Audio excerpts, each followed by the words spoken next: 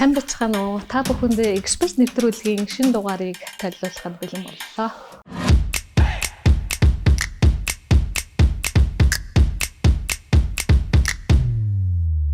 За, сайн бацхан уу. Эрхэм хүндэт эксперт нэвтрүүлгийн үзэгчид та бүхэндээ энэ өдрийн мэндийг хүргье. За, бид нэр та бүхэндээ эксперт нэвтрүүлгээрээ Монгол Улсын сонгуулийн тухай хуулиар цовруул нэвтрүүлэг хийж байгаагийн 2 дахь дугаараа эхлүүлэхэд бэлэн боллоо. За манай өнөөдрийн дугаарт хуульч, өмгөөлөгч, багш, судлаач Яндан Самбуугийн бям тогтох багш маань хүрэлцээр байна. Танд энэ өдрийн мэнд хүргэе. За өдрийн мэнд хүргэе. За та бүхэн өнөөдрийн ярих сэдэв бол 2024 оны улсын их хурлын сонгуульд за хэрхэн нэр дэвшүүлэх вэ? Энэ ажиллагаа яаж явагдах ёстой вэ гэдэг талаар дэлгэрэнгүй мэдээлэл өгөөд нэвтрүүлгээ эхлэе да. За юуны төрөнд Монгол Улсын үндсэн хуулинд бол үндсэн хуулийн 2 дугаар бүлэг тий. Үндсэн хуулийн 2 дугаар бүлэг маань хүний эрх хэрэгчлөө гэсэн хэсэг байгаа. За энэ хэсэг дотор бол Монгол Улсын иргэн сонгогдох хэрэгтэй гэж ингэж заасан. За шинжлэн боловсроос улсын хурлын сонгуулийн тухай хуулинд бол сонгох эрхийг 18 наснаас эдэлнэ.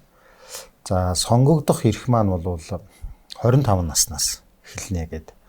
Өөрөөр хэлэх юм бол насны доод хязгаарыг нь бол зааж өгсөн гэж ингэж ойлгож болно. За гэхдээ яг зөвхөн энэ дээр бол нэг эрх зүйн зохицуулалтаас бол нэг зүйл байгаад байгаа. Тэр нөгөө 18 наснд хүрсэн 25 наснд хүрсэн гэдгийг юу гэж тодорхойлж байгаа юм бэ гэж тийм. Тэгэхээр яг тухайн жишээлбэл энэ жилийн сонгуул маань 6 сарын 28-ны өдөр бол санал хураалт явагдахаар байгаа. Тэгэхээр 6 сарын 28-ны өдрийн байдлаар бол өөрөөр хэлэх юм бол 28 төрсөн өдөр нь тохиож байгаа гэж хэлэх юм. Тэ 18 нас хүрж байгаа хүүхдүүд бол сонгуул өгөх эрхтэй гэж ингэж ойлгож болно. Магадгүй 6 сарын 29-ний өдөр төрж байгаа төрсөн хүүхд бол сонгуул өгөх эрхгүй гэж ингэж ойлгож байна. Тэгэхээр энэ нэр дэвшигчийн тэр доод хязгаар буюу 25 нас гэдэг маань ч гэсэн ер нь бол энэтэй адилхан. 6 сарын 28-ны өдөр нэр дэвшиж байгаа хүн маань 25 наснд хүрсэн байх ёстой гэдэг. Өдөр 24 цагаар. Тий. Ер нь бол тэгж ойлгож байна. Тэгэхээр мэдээж энэ насыг бол тодорхойлохдоо төрсөн он сар өдрөөр нь ингээд тооцдог ийм зохицуулт байгаа. Тэгээд тэрний дагуу бол энэ 24 оны улсын хурлын сонгуульд нэр дэвшгэд бол хамгийн доотлын насны шалгуур нь бол 25 нас хүрсэн иргэн маань нэр дэвших хэрэгтэй гэж ингэж ойлгож байна. За яг хөө мэдээж сонгуульд нэр дэвшнэ гэхээр бол 2 янзын ойлголт байна л да. Нэгдүгээрт нь бол мэдээж тодорхой нам эвслээс нэр дэвших гэдэг ойлголт байна. За хоёрдугаарт нь бол айлч нам эвслээс биш өөрөөр хэлэх юм бол бие дааж нэр дэвших гэсэн нэг ийм ойлголт байна.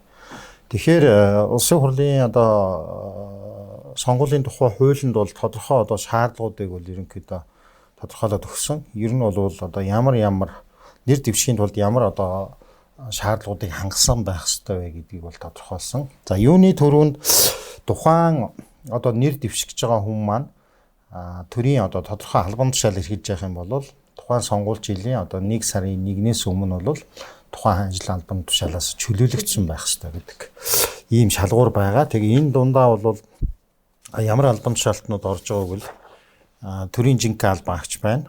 За төрийн жинхэнэ албан агч гэдэг маань төрийн захиргааны болон төрийн улс төрийн удирдах болон гүйцэтгэх албан тушаалыг мэргэжлийн үндсэн дээр эрхэлж байгаа. Монгол улсын иргэнийг бол төрийн жинхэнэ албан агч гэж тодорхойлсон байдаг. За тэгээ энэний дагуу бол төрийн жинхэнэ албан хашиж байгаа хүн улс төрийн сонгуульд нэр дэвшиж гэж байгаа тохиолдолд бол тухайн сонгуульч жилийн 1 сарын 1-ээс өмнө бол ажиллалаа өгсөн байх ёстой.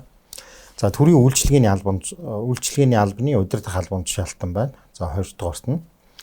За тэгээд төрийн болон орон нутгийн өмчөд төрийн болон орон нутгийн өмчийн оролцоотой хуулийн этгээдийн дарга захирал, дид дарга, дид захирал гэсэн. Ийм хүмүүс бол хуулийн гэхээр иргэд маань компани гэдээ ойлгоход болно тийм ээ. Тэр юм бол орон тий мэдээж одоо энэ бол нөгөө юу бол биш шүү дээ. Мэдээж одоо хувийн компани бол биш тийм ээ. Төрийн өмчөд юм уу эсвэл орон нутгийн өмчөд одоо үйлдвэрийн газар эсвэл нөгөө төрийн өмчийн болон орон нутгийн өмчийн оролцоотой ийм хуулийн этгээд байх юм бол тухайн одоо хуулийн этгээд ажиллаж байгаа хүмүүс маань сонгуулийн одоо жил буюу 1 сарын 1-ээс өмнө бол ажиллаа өгсөн байх хэрэгтэй гэдэг. Тийм ийм шаардлага бол тавьж байгаа. За тэрнээс гадна мэдээж нэг намын одоо гишүүн бол өөр нам хвшлээс нэр дэвшгийг бол хориглосон. Жишээлбэл Монгол Ардын намын гишүүнчлэлтэй хэрнээ ардчилсан намаас ч гэдэг юм уу те. Жишээлбэл нэр дэвшгийг бол хориглосон байгаа. За тэгээд мөн энэ дээр бол нэг хүн бол нэг л тойрогт нэр дэвшнэ гэж байгаа. Тэрнээс ш одоо хоёр тойрогт ч юм ингээд дэвшихгүй гэдэг нэг юм санаа. Түүнээс гадна одоо энэ удаагийн сонгуул бол одоо яг нөгөө хуульчилсан ийм одоо зохицуултаараа бол холимог системээр явах гэж байгаа. Тэгэхээр жишээлбэл тойрогт нэр дэвшиж байгаа хүн жагсаалтанд бол давхар нэр дэвшиж болохгүй гэдэг. Ийм зохицуулт бол байгаа. Тий. Одоо би ингээд санаж байна да. За 2012 оны сонгуул санагдаж байна. 2012 оны сонгуулийн хууль чинь нөгөө ийм одоо нөгөө юу гэмдэ нөгөө давхар дээлтэй гэдэг шиг тий. Жагсаалтанд жороод тойрогт нэр дэвшихээр ийм байдалтай ингээд батлагдж ирсэн яг тухайн үед. Тэгээ энэ асуудлаар нэлээд олон хүмүүс бас үндсэл энцэц тандсан л да. Тэгээ тэр дунд бас миний нэр явж л байсан. Тийм. Тэгээд үндсэлийн зэц бол ерөөсөө ингээд давхар нэр дэвшиж болохгүй гэдгийг нь бол тухайн үед хүчингү болгож ирсэн. Тий. Тэрнээс 12 оны сонгуулийн хууль бол одоо тойрогч нэр дэвшээд тэгээ нөгөө жагсаалтаар ч гэсэн тойрогтой унтсан ч гэсэн жагсаалтаар ингээ өндөрт биччих юм бол улсын хурлын гишүүн болохоор ийм зохицуулт бол тухайн үед бас батлагдчихсэн. Тэгээд тэр нь бол зэцтэр очиад хүчингү болж исэн байх жишээтэй. Тэгэхээр одоо бол тийм. Тэгэхээр одоо бол энэ улсын хурлын сонгуулийн хуулиар бол тойрогтч нэр дэвшээд жагсаалтаар ч одоо давхар нэр дэвшээд явах боломжгүй гэсэн үг.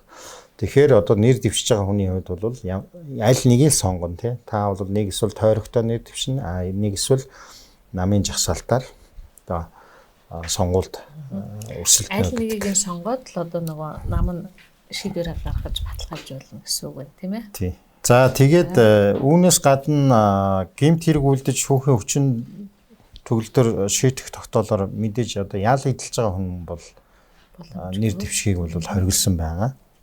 За тэгээд сүүлийн үед бол бас нэлээд их хүчтэй яригдж байгаа нэг асуудал энэ бас үндсүүлийн цэц мэд дээр ч гэсэн одоо бас маргаан дагуулад ингэ явсан. Ер нь бол авилга албан тушаалын хэрэг үйлдсэн шүүхээр тогтоогдсон бол нэр дэвшгийг хориглоно гэж байгаа. Гэхдээ энэ дээр нийгэмд бол бас нэг ийм асуудал үүсээд байгаа. Авилга албан тушаалын хэрэгт одоо нэр холбогдоод магадгүй ингэж шалгагдаад явж байгаа хүмүүс нэр дэвшихүүгүй юу гэдэг ийм асуудал байгаад байгаа. Зүгээр яг энэ сонгуулийн хуулийн зохицуултаараа бол нэгдэл шүүх тогтоо одоо яг манай энэ Монгол улсын үндсэн хуулинд чинь нэг ийм заалт бий л дээ.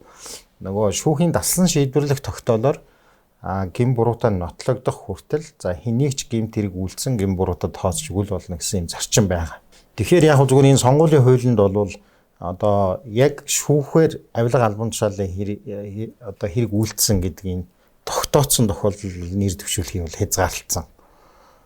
Ийм зүйл байгаа. Зүгээр хүмүүс бол яг ойлгохдоо за ерөөсөө нэр холбогдсон л байх юм бол тэр ерөөсөө нэр дэвшихгүй юм байна гэж бас ингэж ойлгох шиг байна л да. Тэгэхээр энэ хоёрыг бас ингэж зохицуултыг мэдэхгүй байгаа л. Тийм. Тэгэхээр энийг бас нэлээд жоохон зааг ялгаатай ойлгох нь бол зөв байх гэж ингэж бодож байна. Тийм. Авилга албан тушаалын хэрэг дээр бол ийм ялгаатай байна шүү. Тийм. Мэдээж одоо яг зүгээр тэр чин шалгагдж байна гэдэг чинь бол яг манайхан зүгээр тэгж л ойлгоод байна л да. Нийгэм чинь өөрөө ингээд гэмт хэрэгт холбогдлоо бол тэрний гим буруутай тогтоогдсон юм шиг. Магадгүй ингээд одоо нийгмийн сэтгэл судлаасаа бол тэр хүнийг одоо гин буруутай гэж ингэж ойлгоод байдаг бас юм хандлага бол байна л да. Гэхдээ эцсийн дүндээ бол гин буруутай юу гэдгийг шүүх тогтооно. Тэгээд шүүх нэгэн тогтоогоод гин буруутай гэдээ ял онооцсон болвол тухайн хүнийг бол сонгуулийн хуулиар нэр дэвших хэргийг бол хязгаарлаж байна гэж ингэж одоо бас ойлгож болох юм. Тий. За энэ дээр яг зүгээр сүүлийн үед бол бас нэлээд нэг яригадаад байгаа асуудал байгаа. Тэгээд тэр нь бол юу вэ гэвэл нэр дэвшүүлэхдээ нөгөө одоо гендерийн асуудал гэж яриад байгаа тийм. Өөрөөр хэлэх юм бол гендерийн асуудал. За нөгөө талдаа бол яг энэ хүүсийн харьцаач гэж. Тий, хүүсийн харьцаа гэдэг нэг юм ойлголт байгаа.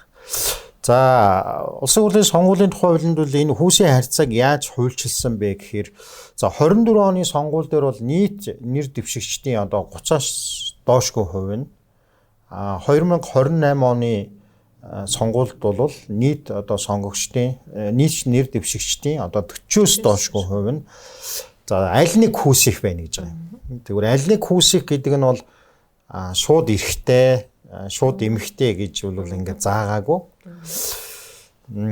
Яг зүгээр энэ дээр бол бас нэлээ нийгэмд бол маргаан дагуулдаг юм бол нэлээ байдаг л да. Ер нь бол яагаад ингээд одоо сүүлийн жилүүд бол ялангуяа эмэгтэйчүүдийг бол одоо эмэгтэйчүүдийн улс төрийн оролцоог нэмэгдүүлээ.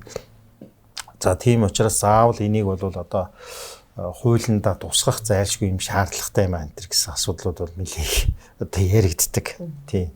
Тэгээд тэр хүрээнд зүгээр шууд хүүсийн зааж өгөөгүй ч гэсэн цаана дагуулгаараа бол энэ мэдээж эмэгтэйчүүдийн асуудал энэ дээр бол гол нь одоо хөндөгдөж байгаа гэж ойлгож болно. Тэгээд хүүсийн тэнцвэртэй байдлыг хангах үүднээс 24 оны сонгууль дээр бол 30%. Тэгэхээр одоо хуулийнхаа дагуу нийт нэр дэвшигчдийн 30-аас доошгүй хувь нь бол ер нь эмэгтэйчүүд байна гэж ойлгож болно. 126. За 28 оны сонгууль дээр бол нийт нэр дэвшигчдийн 40-оос доошгүй хувь нь бол эмэгтэйчүүд байх нэ гэж ингэж ойлгож болно. Тэгэхээр яг улс төрд одоо эмэгтэйчүүдийн оролцоог бол нэмэгдүүлэх үүднээс сонгуулийн хуулинд бол ийм зохицуулт орсон гэж ингэж ойлгож болно. За энэ дээр мэдээж одоо бас нэг гол анхаарах юм нь бол ийм байгаа. За тэгээд дараагийн асуудал нь бол мэдээж одоо нам эвсэл бол нэр дэвшүүлэхтэй бол одоо тойрогт бол 78. За тэгээд жагсаалтанд бол 48 хүнийг бол нэр дэвшүүлнэ гэсэн ийм зохицуулт байгаа. Тэгээд өөрөөр хэлэх юм бол 126 хүнийг бол одоо нэг нам эвслээс нэр дэвшүүлэх боломжтой гэж ингэж бол харж байгаа. Гэхдээ мэдээж намуудын одоо өөрөөр хэлэх юм бол нөгөө хэрэг одоо улс төрийн идэвхтэй үйл ажиллагаа явуулдیں۔ Хэрэг олон одоо гишүүд дэмжигчдийн гэдэг тэр намын явуулж байгаа одоо үйл ажиллагааны цар хүрээнээс хамаарат яг 126 хүний бас бүрэн дүүрэн нэр дэвшүүлж чадахгүй юу? Яг 126 хүн дэвшүүлэх нам эвсэл хэд байна уу гэвэл мэдээж тэр бол тодорхой одоо бас нам эвслүүдийн хүрээнд бол яригдах байх. Тэрнээс биш одоо сая бол сонгуулийн ерөнхий хороо 23 одоо нам эвсэлт бол улс төрийн сонгуульд нэр дэвших одоо батламжийг гардууллаа шүү дээ тийм. Тэгэхээр мэдээж одоо энэ 23 нам эвсэл бүгдээрээ л одоо 126 хүн дэвшүүлнэ гэж ойлгох юм бол мэдээж тэр өрөөсөл ойлголт байх. Зүгээр зарим нам эвслүүд бол за магадгүй хөдөө орон нутагтаа илүү санал авъя гэж үзэж байгаа бол хөдөө орон нутагтаа ч юм уу. За эсвэл Улаанбаатар хотод арай бас өрсөлдөх боломжтой гэж үзэж байгаа бол хөдөө орон нутаг гэдгээс илүү Улаанбаатар хотод ч юм уу те. Ингээд бас нэр дэвшүүлээд явах байх л да. Тэрнээс биш ер нь эвслүүдийн өөрсдийнх нь хүчин чадлаас боловсон хүчний нөөц олон зүйлээс бас шалтгааллах юм тийм ээ. Тийм. Яг нь ер нь бол бид нар нөгөө ярьдаг штэ. Одоо Монголд ч ингээд одоо 23 улс төрийн нам байна гэдэг. За зарим намуудынх нь нэр нь бол баг ингээд сонсогдоочгүй хүүш ийм ном байд юм уу гэж баг хэлэхээр тэгээ нэг улс төрийн сонгуул болохоор л гинт одоо хаанаас гараад ирв гэдэг шиг л ингээд гараад ирдэг. За бусд үед нь бол одоо үндсэндээ бол идэвхтэй үйл ажиллагаа явуулдаггүй ийм намууд бол байдаг. Гэтэ яг зүгээр энэ улс төрийн намын тухай хуулинд бол ялангуяа улс төрийн одоо идэвхгүй үйл ажиллагаа явуулж байгаа. За хоёр сонгуул дараалан дамнаад одоо жишээлбэл улс төрийн сонгуульд оролцохгүй тохиолдолд бол тухайн намыг одоо татан буулгах хүртэл ийм одоо хариуцлагын тодорхой механизмуудыг бол бас бий болгож өгсөн л доо. Тийм. За тэгээд энэ дээр яг уу дараагийн одоо анхаарах хэвээр зүйлүүд нь юу вэ гэх энэ зэрэг. За энэ дээр бол яг уу ер нь нэг ийм шаардлагууд бол ингээд тавьж байгаа. Одоо мэдээж намууд нэр дэвшүүлнэ гэхээр нэг нэр дэвшигчд маань өөрсдөө ямар шаардлагыг одоо хангасан хүмүүс байх хэрэгтэй юм бэ гэдэг тийм ээ. За ийм асуудал бол мэдээж гарч ирэх байх. За тэгээ юуны түрүүнд банк болон одоо бусад хуулийн этгээд за иргэнд нөгөө шүүх болон арбитрийн шийдвэрээр тогтоогдсон одоо төлбөл зохих зээл барьцаа батлан даалтын үр төлбөргүй байх гэдэг нэг юм ойлголт байгаа. За хоёрдугаарт нь болохоор нөгөө хугацаа хэтэрсэн үр төлбөргүй байх. За аль нэг компани 51 түүнээс дээш хувьцаа эзэмшдэг бол за тухайн компани нь за албан татврын одоо хугацаа хэтэрсэн үргүй байх гэдэг нэг юм ойлголт. Тэгэхээр энэ бол яг нөгөө юутэй гэдэг ойлголт бол биш л те зүгээр одоо огт үр зээлгүй гэдэг санаа бол биш. Нөгөө зээлээ одоо цаг хугацаанд нь төлөөгүй тэгээ шүүхийн шийдвэрээр тогтоогдсон одоо өөр төлбөртэй тийм нөхцөлийг л ерөнхийдөө ойлгож байгаа. Тэрнээс биш одоо ерөөс огт зээл аваагүй тухайн компани энэ төр гэдэг тийм байдлаар бас зээлгүй хөв хүн хуулийн этгээд одоо байхгүй байгаа шүү дээ тийм ээ. Тийм тэгэхээр яг зүгээр энийг бас одоо нөгөө хуулийнхын талаас нь бол ялгаж ойлгох нь бол зөв баг тийм. Өөрөөр хэлэх юм бол огт зээлтэй л бол нэр дэвш болохгүй юм байна гэж бас тэгж өрөөс гэж ойлгож болохгүй. Мэдээж тодорхой бизнесийн үйл ажиллагаа явуулахын тулд асуул дээр хувь хүндлаасаа цалингийн зээлч үт юм уу, тэтгэврийн зээл ч юм уу тийм одоо ямар нэгэн бизнесийн зээл ч юм уу авцсан байхыг бол үгүйсэхгүй. Гэхдээ тэрийг бол одоо цаг хугацаанд нь ингээд төлөөд үүргээ биелүүлээд ингээд явж байгаа тохиолдолд бол тэр бол нэр дэвших одоо тэр боломжийг хязгаарлах ямар нэгэн одоо үндэслэл болохгүй гэж ингэж ойлгож болох юм. За тэгэхээр энэ заалтан дээр хоёулаа жохон нэг дэлгэрэнгүй тайлбарлаад өгөхөд одоо нам хвслээч вэ, бийдаа нэр дэвшигч вэ манай Монгол улсын иргэд одоо улсын хурлын сонгуульд нэрээ дэвшүүлээд ингээд бичвэртэй бүрдүүлээд явж байгаа бол энэ хүү лавлгаагаа бол ийм Монголиогоос авч болохгүй тийм ээ. Эсвэл одоо нэг цэгийн үйлчлэгээнээс ч вэ нү те бас нөгөө дээд шүүхээс бүрдүүлэх материалын дээр дотроос энэ өөр авлагын лавлгаа эдэр авдаг юм хүсэлтэд нэрээ одоо өөрсдөө гараараа бичээд хүсэлтээ өгчөд бас боломжтой байгаа тий.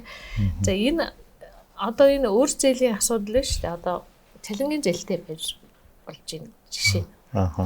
За одоо хэн нэгэн одоо ах дүү нартай одоо батлан даалтын гэрээгээр одоо тодорхой нэг зээлийн эргэн төлөлтийг хамтран хариуцж байгаа байж болж байна тийм ээ.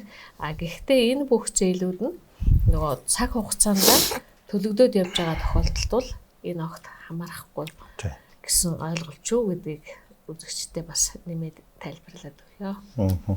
За ингээд яг уу энэ улсын хурлын сонгуулийн тухай хуулийн дээр нэг бас юм чухал зохицуулт орсон байгаа. Гэхдээ энэ одоо яг бас нарийн хяналт тавьж чадахгүй юу гэдэг асуудал бол бас мэдээж анхаарал татах байх. Зүгээр ерөн зүгээр хуулиар бол нам хвслээс одоо нэр дэвшүүлэхдээ намын гишүүн болон дэмжигчээс одоо мөнгөн болон мөнгөн бус хөрөнгө үйлчилгээ барьцаа дэнчээ авахыг хориглоно гэж заасан. Хуучин бол одоо нэр дэвшиж байгаа дэвшигч нараас. Тий, дэвшигч нараас. Тэгэхээр хуучин бол энэ бид нар чинь сонгуулийг нэг холимог тогтолцоогоор явуулж ирсэн шүү дээ. Тэгээд тэр холимог тогтолцоогоор явуулж байгаа тохиолдолд бол яг нь ерөнхийдөө нэг ийм хоёр зарчмыг л ер нь гол барьсан. Улс төрийн намууд. Тэгээд тэр нь бол юу вэ гэвэл одоо жишээлбэл тухайн одоо намын дарга байх юм бол жагсаалтын 1-р бичигднэ. За намын дээр дарга байх юм бол 2-р бичигднэ гэдэг ч юм уу. Ингээд нам дотор хийж байгаа нэг албан тушаалаараа ингээд нэг жагсаалтанд ороод явдаг. За нэг ийм хандлага байсан. За 2-дуурт нь бол яг үгүй нөгөө жагсаалтанд оруулахын тулд бол тухайн жагсаалтыг үнэлдэг. Тий. Жишээлбэл чи жагсаалтын одоо 1-р бичигдэх юм бол бичигдээ гэж байгаа бол За 1 тэрбум төгрөг өчгөө. За 2 дугаарт бичигдъя гэж байгаа бол за 800 сая төгрөг өчгөөч гэдэг юм тийм. Ингээд нөгөө улс төрийн намууд ч хуучин бол ингээд жагсаалтаа өөрөлдөх юм л үнэлдэг байсан. Одоо тэр Албан тушаал тэгээд нөгөө хандив гэдэг ийм хоёр зарчмаар бол намын жагсаалтыг гаргаж ирсэн одоо тийм гашуун туршлагууд бол байна л да. Тэгэхээр энийг бол нөгөө одоо энэ улсын хурлын сонгуулийн тухай хуулиар бол үндсэндээ хязгаарлалцсан гэж ойлгож болно. Тийм. Одоо бид нар чинь тэгэл ингээд асар их мөнгөөр ингээ мөнгөтэй хүмүүсийн сонгуул хийдэг гэд ард түмний дунд ийм ойлголт байгаа шүү дээ, тий. Энэ улс төрийн намууд чинь ингээд өөрсдөө энийг хийх боломж нь өртөн байсан байна уу гэсэн үг.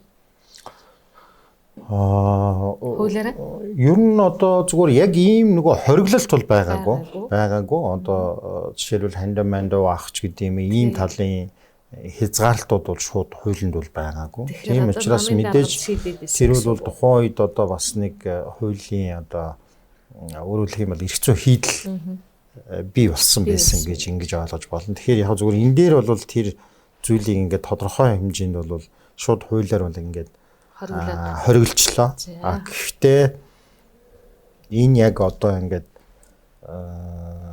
ханд өгөхгүй ч юм уу тэгж бас чадахгүй юу гэдэг юм чи эргэлзээтэй. Тэгээд тэрэн дээр нэргээд яаж хяналт тавих уу гэдэг зүйл маань бас эргэлзээтэй. Тийм ээ. Тэгэхээр уун болж өгдөг бол нөгөө намын дотоод хяналт гэж байдаг бол тийм дотоод хяналт ажиллах хэрэгтэй байх л та юм бол тийм. За энэ жилийн одоо сонгуульд энэ одоо албан тушаалаар ч юм уу мөнгөөр гэдэг одоо энэ шийдэл нь бас л адилхан гарч ирж байна уу яаж вэ?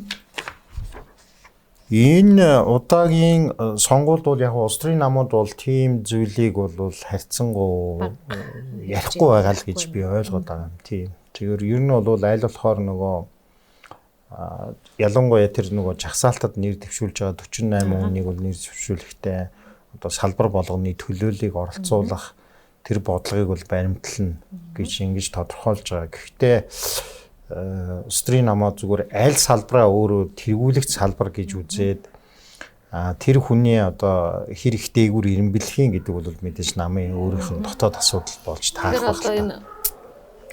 Манайд одоо улсын дэд хөл бүртгэлтэй бүх намууд өөрсдийнхөө дотоод үйл ажиллагаа, улсын хэмжээнд ямар үйл ажиллагаа явуулах, аль салбарт илүү хүнтэй байна нам дотроо тэрнээс бас шалтгаалж болохоор л юм байна тийм ээ.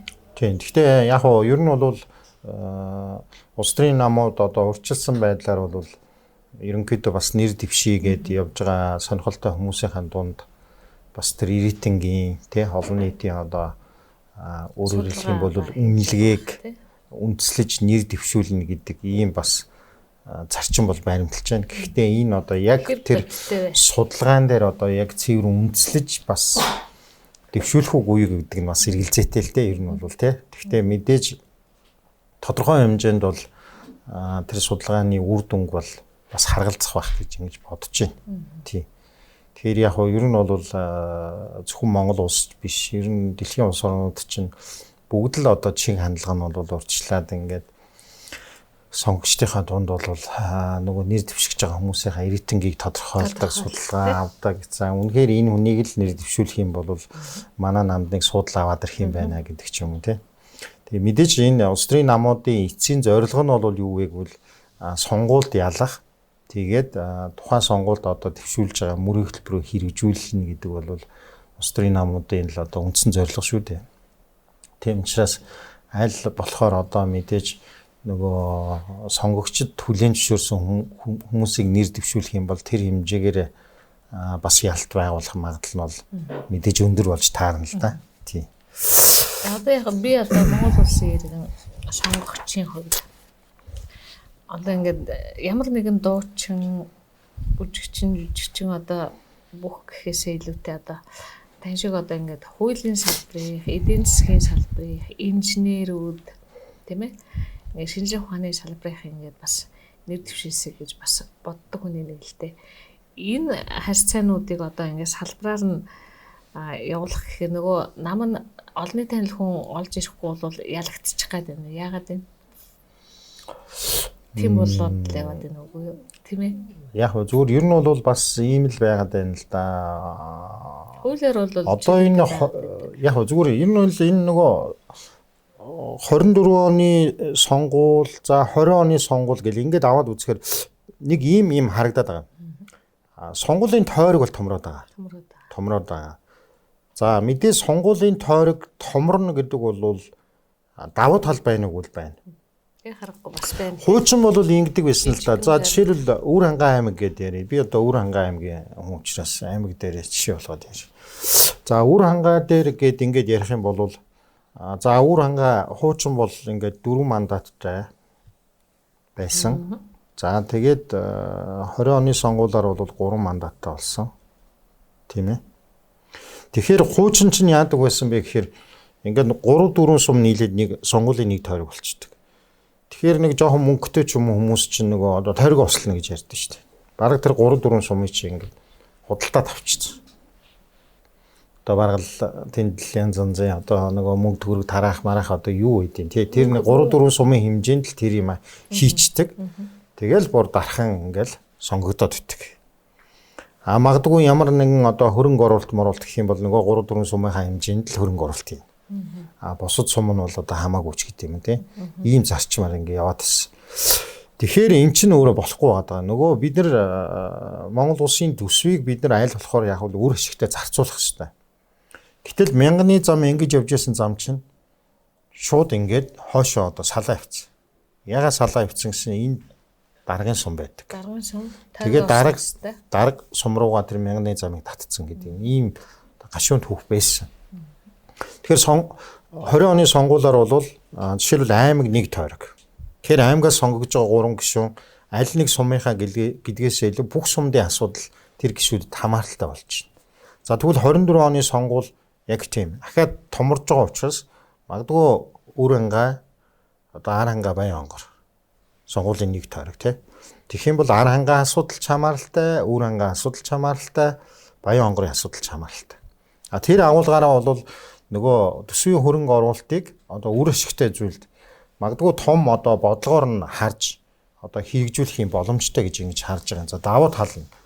Нөгөө талдаа бол мэдээ сонгуулийн тойрог томорно гэдэг бол тэр хэмжээгээр сонгуул зарцуулах мөнгөний хэмжээ бол нэмэгдэж байгаа. Тийм учраас эдийн засгийн хувьд бол одоо тийм боломжтой бус хүмүүс бол нэр дэвшиж жоохон хүндрэлтэй гэж ойлгож байна. Яг харахгүй нэг давуу тал, нэг сул тал байгаад байна тий. Тэгэхээр манай сонгогчид ингээд тойрог томорсонтой холбогдуулаад ер нь өөрсдөө тухайн хүнийгээ одоо олонний танилч вэ, олонний танил биш ч вэ, энэ удаа айгүй том бодлогын реформ хийж одоо тухайн одоо Монгол улсын нутаг дэвсгэр дээр ямар одоо төсөөлөх хөтөлбөр хэрэгжүүлэх вэ гэдэг энэ том шийдлийн асуудлыг шийдэж байгаа учраас нэлээд анхааралтай маш зөв шийдвэр гаргах айгүй тийм түүхэн цаг үе байна л да. Энийг одоо иргэд энэ манай аймагт хамаатай юм те. Энэ бол нөгөө аймгийн хүн байна гэж бол авч үзэхгүй нэ штэ. Энэ хандлагын өөрчлөлтийг бас энэ сонгуулиар нэлээд практикт одоо сонгуул болсны дараа л нэлээд тодорхой болох шинжтэй байна. Өнөөдрийн нэвтрүүлгийн цаг дуусах төгсөж байна. Манай найруулагч тохиод байна. Өнөөдрийн одоо бид нэр 2 дахь удаагийнхаа цовруул нэвтрүүлгээр сонгогчтой хоёулаа нэлээд энгийн бөгөөд тодорхой ойлголтыг өгч чадсан гэж итгэж найдаж байна. За тэгээд дараагийн 3 дахь цовруулаараа хоёулаа Монгол Улсын их хурлын сонгуулийн тухай хуулигаа бас үргэлжлүүлээд сурталчлах, сайн гэрүүлэх ажлаа үргэлжлүүлэн одоо ард түмнээ бас эрх зүйн боловсрол олгох, зөв хандлагатай болгох энэ үйлстэй бас сонгуулийн тухай хууль гэдэг яг цаг үеэ олж байгаа учраас эрхэм хүндэт үзэгчид маань манай нэвтрүүлгийг цовруулаар явж байгаа учраас тасралтгүй хүлээн авч үзээрэй л гэж хүсэж байна да. Тэгээд одоо энэ мэдээллийг маань бас одоо мэдээж ингээд сошиал дээр тавьдан та бүхэн маань бас олон хүнд хэрэгтэй мэдээлэл учраас цааш нь бас түгээгээд өгөөрэй гэж хөрөөлмөр байна. Одоо машинд явж байхдаа, гэртээ байж байхдаа тийм ээ боломжтой үеэрээ бас ингээд бүтнээр нь сонсороо ойлголт аваарай гэж та бүхнээсээ хүсэж байна. За анхаарал тавьсан та бүхэндээ баярлалаа. Түр баяртай. Дараагийн нэвтрүүлгээр иргэн уулзцгаая.